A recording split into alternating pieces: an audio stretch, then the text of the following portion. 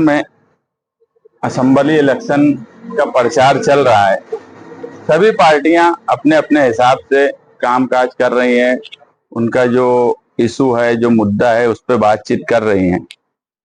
हम हमेशा से ये बात बोले हैं कि मालेगांव शहर में आसिफ शेख खानवादे से मुफ्ती इस्माइल की मिली जोड़ रही है और ये कभी भी उनकी गुंडागर्दी या वो अगर शहरियान को कोई तकलीफ देते हैं तो ये एमएलए रहते हुए भी इनकी वो ताकत नहीं है कि लोगों को इंसाफ दिला सके।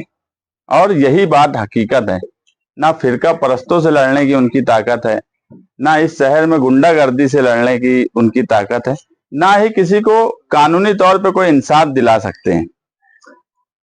इलेक्शन के दौरान ही एक जलसा था जाफर नगर में उनका। उस जलसे के बाद ये हमारे साथ इम्तियाज भाई बैठे हैं,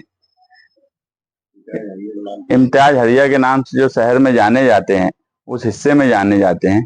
इनके साथ मारपीट का एक वाकया हुआ। उस वाकये के बाद मौजूदा एमएलए 4 घंटे तक पुलिस स्टेशन में धरना दिए।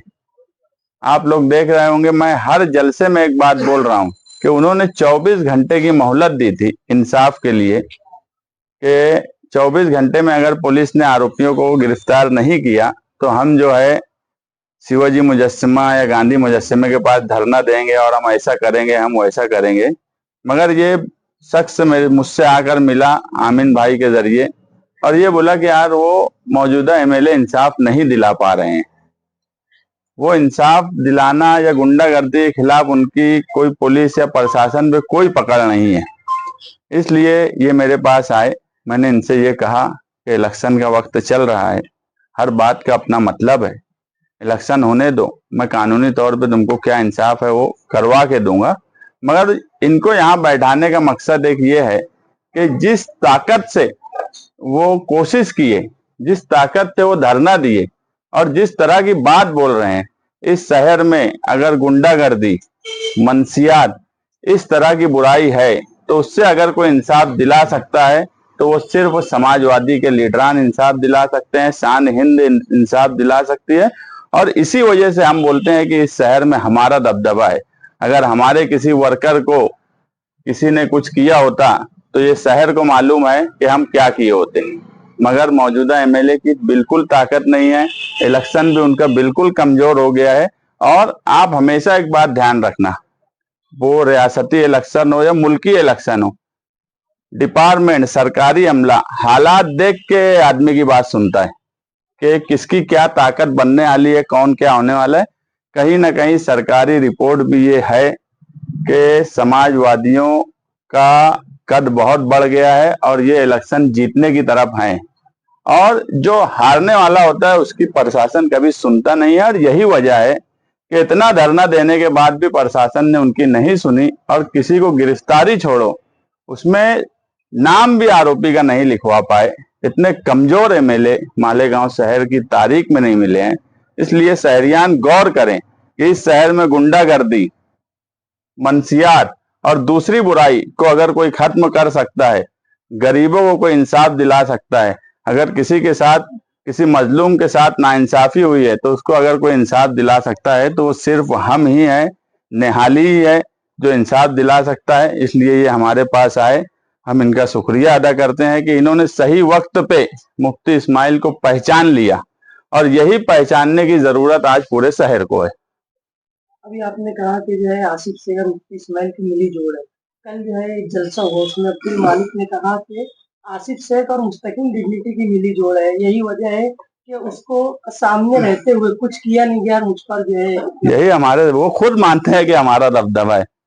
सामने रहते हुए और नहीं रहते हुए, ये आसिफ शेख और उनको पता है कि अगर मेरी बात जाने तो हमारे वर्कर को भी अगर वो कुछ करेंगे तो हम जमहूरी तौर पे और कानूनी तौर पे इंसाफ दिला सकते हैं।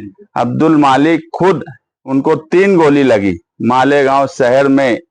कोई आम आदमी को भी अगर एक गोली या 307 बनता है तो मैं जेल में रहूं साल, 1.5 साल, 2.5 साल, लोग छूटते नहीं है। क्या वजह थी ऐसी कि 2 महीने में आरोपी छूट गए? इनको या तो कानूनी समझ नहीं है, ये इनका जो नुमाइंदा है जिसको ये अब अपना लीडर मान रहे हैं, 5 साल जिसको गाली देते रहे, ये बोलते रहे कि ये ऐसा है वो ऐसा है। अब अगर वो उनको अपना लीडर मान रहे तो उनकी कमजोरी है, या फिर अब्दुल मालिक की खुद आसिफ शेख खानवाडे से सेटिंग हो गई। देखो, कोर्ट में 3 ही चीज होती है, या तो तुमको कानूनी तौर पे समझ नहीं है, तुम्हारे वकला सही नहीं है, तुमको समझ नहीं रहा, या आमतौर पे बोलते हैं कंप्रोमाइज होके बेल हो जाती। देखिए ये तरीका है, या तुम्हारी पकड़ प्रशासन पे नहीं है। तो अब ये तो मालिक, अब्दुल मालिक ही इसका जवाब देंगे कि ये तीनों में से क्या वजह बनी। अगर अब्दुल मालिक मेरे पास आए होते तो मजाल नहीं है कि 2 साल वो लोग छूट गए होते। इम्तियाज हरिया साहब, आप हकीकत बताना चाहेंगे मीडिया के साथ में, तो उस दिन आखिरकार हुआ क्या था? उस दिन मैं जाफर नगर में, जैसे माइक लगा लो, रोक लो, एक मिनट, उनके सवाल पूरे कर लो फिर हाँ, उनका सवाल।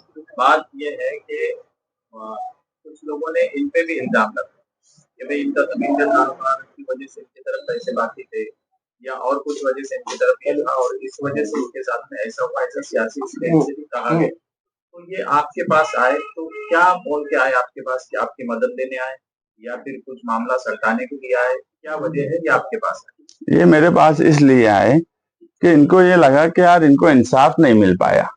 जिस तरीके से ये मुफ्ती इस्माइल के साथ थे, मुफ्ती इस्माइल धरना दिए, सब किए, मगर ये बात हकीकत है, यहाँ तक कि इनका मोबाइल भी नहीं वो दिलवा सके, वो भी मुझे लेकर देना पड़ा है उनको, मतलब दिलवाना पड़ा है पुलिस स्टेशन से, कि इनको इंसाफ नहीं मिला। ये इंसाफ के लिए आए। अब कानूनी तौर पे क्या मैं कर सकता हूँ वो मैं अभी देखूंगा, क्या FIR है, क्या हुआ था क्या नहीं हुआ था, वो देख के मैं इनको इंसाफ दिलाऊंगा। समाजवादी इस्माइल के वर्कर थे और मुफ्ती इस्माइल के साथ काम कर रहे थे, इसीलिए इन पे हमला किया गया था। ये तो ये बताएंगे या मुफ्ती इस्माइल बताएंगे, मगर उन्होंने जो धरना दिया वो तो, मान लो मुफ्ती इस्माइल के वर्कर नहीं है, एक आम आदमी है, और एक MLA जाके 4 घंटा धरना देता, किसी के भी साथ हो, वो जरूरी है कि वर्कर के साथ ही होगा तो मैं जाऊंगा। अगर कोई आम आदमी के साथ भी हुआ और मैं गया उसके लिए, और उसके बाद मेरी नहीं चल रही है, ये अहम बात है। ये वर्कर है नहीं है, ये अहम बात ही नहीं है। मालेगांव का एक शहरी जिसके साथ जुल्म हुआ, जिसके साथ मार धाड़ हुई, उसको इंसाफ दिलाने की अगर जिम्मेदारी उन्होंने ली थी तो क्या वो इंसाफ दिला पाए? क्या ये शहरियान को सोचने का सवाल है। सिर्फ इंसाफ के लिए आपके पास आए कि ये समाजवादी पार्टी में लिया शामिल? अब अगर ये तो वो बताएंगे, मेरे पास वो इंसाफ के लिए आए, और अगर उनको लगता है कि इस शहर में हम ही हैं जो गुंडागर्दी और दूसरी चीजों से लड़ सकते हैं, तो हमारे साथ उनको जुड़ना चाहिए।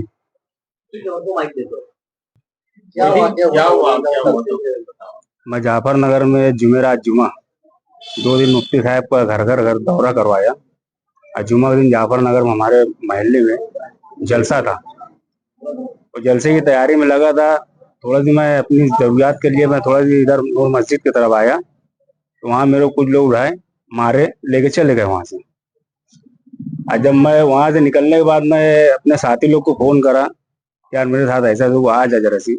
वो लोग आए, और वो लोग आमदार को फोन लगाए, आज का जो मौजूदा आमदार है उसको फोन लगाए। तो उसका फोन आया मेरे को, बोले यार पवारवाड़ी पुलिस स्टेशन में आओ। तो मैं वहां गया, पवारवाड़ी पुलिस स्टेशन में जो था मैं बताया, लेकिन मैं वहां किसी पार्टी का नाम नहीं लिया था, नाम उन्हीं ने लिया है।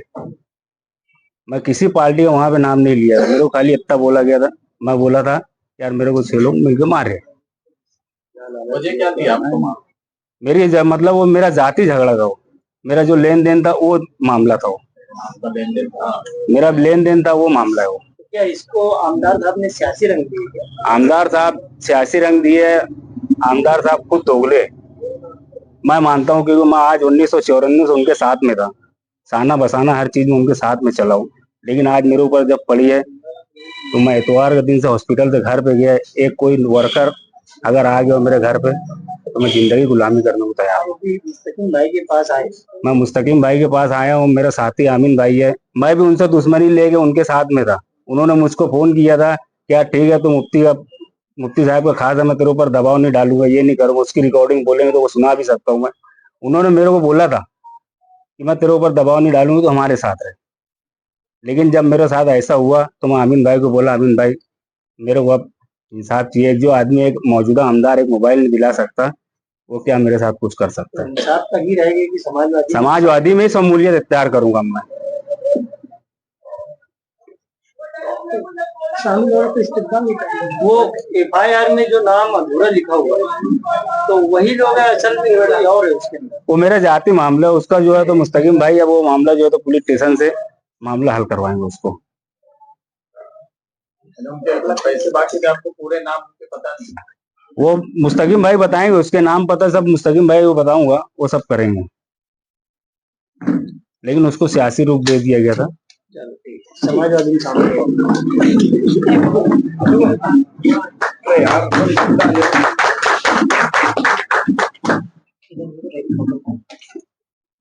एक बार इधर भी ले लो। आमिर अंसारी का दबाव तो नहीं ना तुम पे? कोई दबाव नहीं है। ले लो, इंटरव्यू ले लो। नहीं थोड़ा ले लो, सही है ना।